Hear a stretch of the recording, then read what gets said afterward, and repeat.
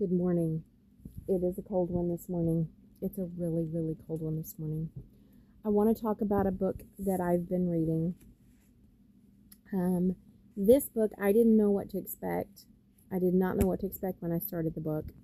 I still really don't know what to expect. We're still early on in the book. I still don't know what to expect, but I want to talk about where I'm at. I want to talk about the book. There may be spoilers, but I want to let you know that it's like early on, so there's like a ton of the book that we still really don't have an idea about. But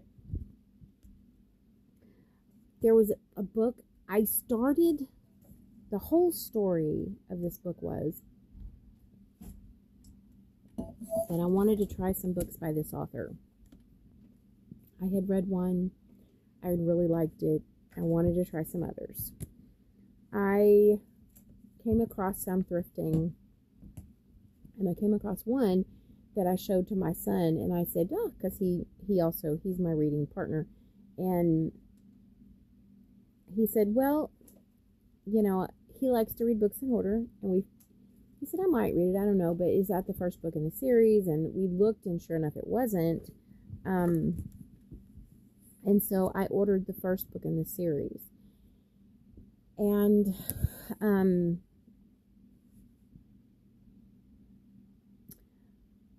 that was like last winter.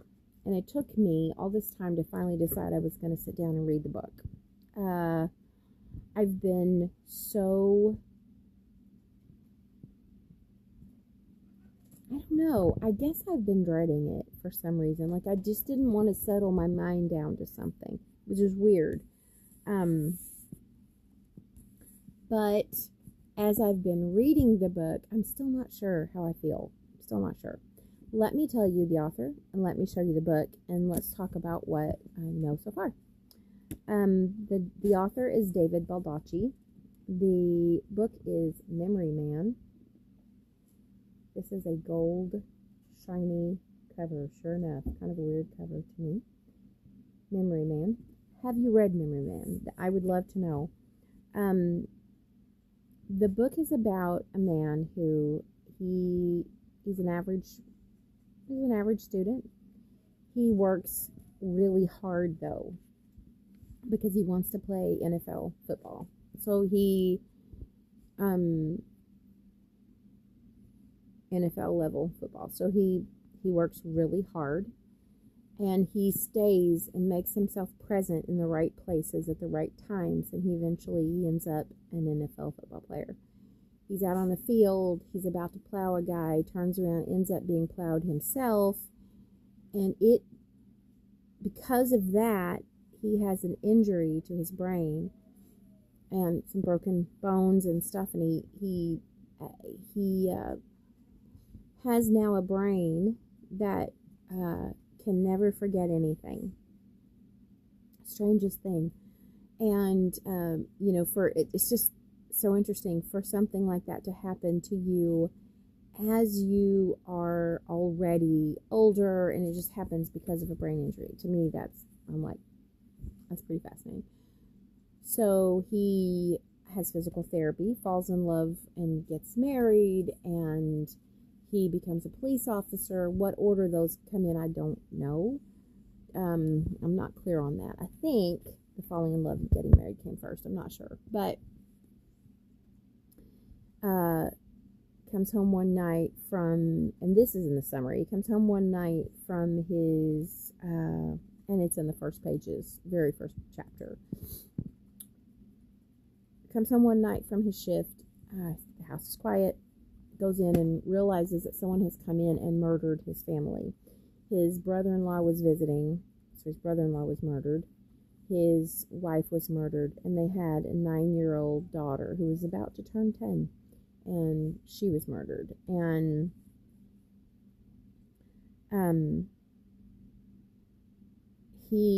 this wrecked him in ways that you would expect someone to be wrecked. And he just went down a spiral. And he ended up leaving the force because he just couldn't take it anymore. He just stopped having, things stopped mattering to him. And He ended up homeless. He ended up living in a cardboard box. And one day, he just said, to himself that his wife and his daughter would be so disappointed in where he was. So he started the process of turning himself around. I don't remember if I said, but the brain injury left it to where he could never forget anything. Can't never forget one detail of anything. So he's never able to forget any detail, be it horrible or wonderful. Never able to forget. He starts working, cleaning himself up. He ends up finally as a private investigation business, rents a room. He ends up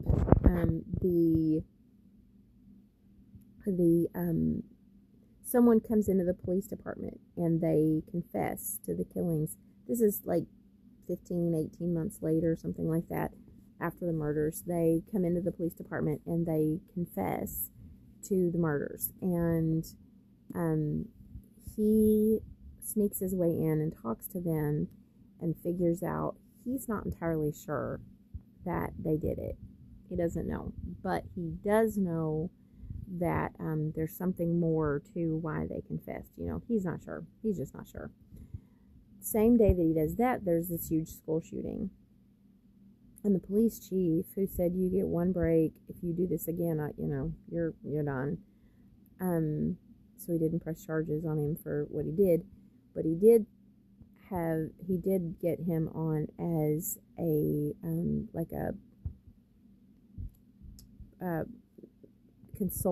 private consultant on the school shooting, and got him in there to look at everything and figure it out. And thus begins really a whole other direction in his life. I don't know how this is going to go. I would say that there's some trigger warning in it, in that if, these kinds of things in schools bother you, then that's definitely something to consider not reading it for. If, the harm of people bothers you, that's definitely something you don't want to read it for. There is some language in the book, and so that would definitely be something you wouldn't want to read it for. And I've not been able to decide how I feel about the book yet. I have questions. I'm looking at him as a human being. I feel like David Baldacci has a lot of practice in writing human beings, and so I want to understand him as a human being. I want to, his life is just meaningless now because his wife and his daughter are gone. But how do you keep going? How do you keep going when the only things that ever really mattered to you aren't in your life anymore? And he hasn't been going very well. He's overweight, and he's trying to tell himself, you need to start working on that. I'm wondering how he's going to pick the pieces up, and I'm wondering if he will pick the pieces up. These are questions I have. So I'm looking at the story, and I'm thinking, how is he going to pick these pieces of this puzzle up? How is he going to first, how is he going to find meaning in work again? How is he going to find closure over the death of his wife and his daughter? How is he going to pull himself together? Will he pull himself together? I don't know. I feel like he's about as low as you can get, broken as you can get. And he knows now so much more than he knew before. He knows loss. He knows living on the streets in a cardboard box. He knows the deep grief that never goes away. And he also can't ever forget even one detail of anything in his life. So the despair, the emptiness, the brokenness, it never gets any rest, you know. And so the book it's hard. It's a hard book to read. And I don't know at this point, you know, I would be so curious to understand why David Baldacci wrote this book the way that he wrote it. What was he thinking? You know, was there someone who he patterned this after? I have questions, and I haven't gone digging for answers yet, but it's been a hard read. But I'm watching Amos, who is the main character. I'm watching him claw his way back up, one step at a time. He's clawing his way back up, and it is a painful process, and it's painful to watch, you know. And you want him to overcome it. You want him to get to the point where he's going to be okay, but you know that there's really no way he'll ever be okay, because he's lost his wife, he's lost his daughter. I mean, how do you come back from that? I don't know.